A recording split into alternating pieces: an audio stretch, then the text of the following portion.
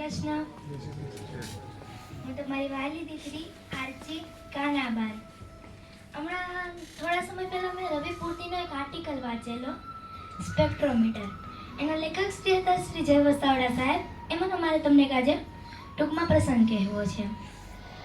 1960ના દશકામાં અમેરિકાની યેલ યુનિવર્સિટીમાં એક ફ્રેડ સ્મિથ નામે વિદ્યાર્થીને એક્ઝામમાં એક પ્રોજેક્ટ બનાવવાનો હતો. તેમાં તેને તેનો આઈડિયા લખ્યો, urgent door to door delivery of પાર્સલનો. ત્યારે હજુ જગત સ્લો મોશનમાં જીવતું હતું. ફાસ્ટ કાર, ટ્રેન કે ફ્લાઇટનો યુગ નહોતો. અત્યારના સમય જેવી ભાગમ ભાગ નહોતી અને મોબાઈલ કે ઇન્ટરનેટનું તો અસ્તિત્વ જ નહોતું. અને મેં ફિલ્મો પણ એટલી બધી બનતી ના હતી. ત્યારે સ્મિતના પ્રોફેસર સાહેબ તેને ખીજાયા અને તેને વિદ્યાર્થીનો જવાબ અક્કલ વગરનો લાગ્યો. કારણ કે 5-7 દિવસે પહોંચતી ટપાલને એના જવાબના જમાનામાં આવી ડિલિવરીમાં પૈસા કોણ ખર્ચે અને આવી ડિલિવરી થાય જ કઈ રીતે?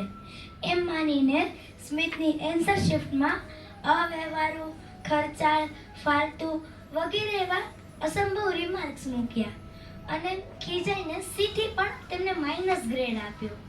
ત્યારે તે તેમાં નાસીપાસ ન થયા. તેમને ભરોસો હતો કે સમય આવશે ત્યારે આ આઈડિયા જરૂરથી કામમાં આવશે.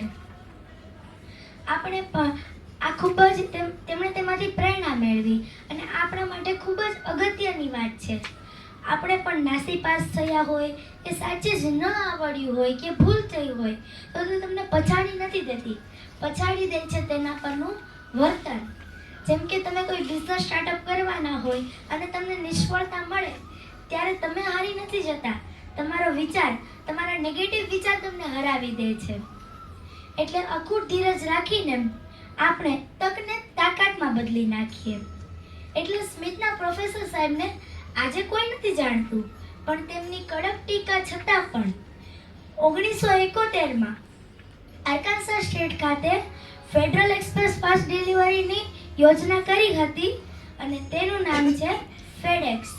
આપણે જે મોટા મોટા કન્ટેનરોમાં વાંચીએ છીએ ને ફેડેક્સ કંપની, બસ તે જ ફેડેક્સ. એટલે જ તો કહું છું કે જો પાણી સે નાતે હૈ वो लिबास बदलते हैं, जो पानी से नाते हैं वो लिबास बदलते हैं और जो पसीने से नाते हैं वो इतिहास बदलते हैं.